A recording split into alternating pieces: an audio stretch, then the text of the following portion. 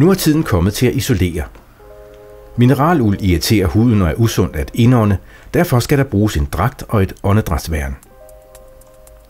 Mineralulden kan skæres med en isoleringskniv, men en brødkniv kan også bruges.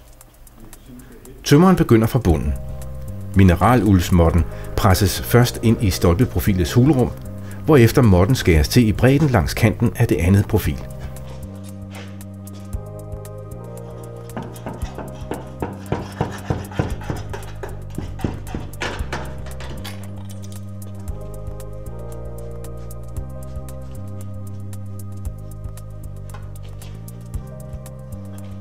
Der arbejdes opad og sluttes med, at sidste måtte presses op i loftprofilets hulrum. Et tilskåret stykke presses også ned i bundprofilet. Det er vigtigt, at hele væggen fyldes ud med isolering. Isoleringen skal nu dækkes med 2 lag gips, og det foregår på præcis samme måde som monteringen af gipspladerne på den anden side af væggen.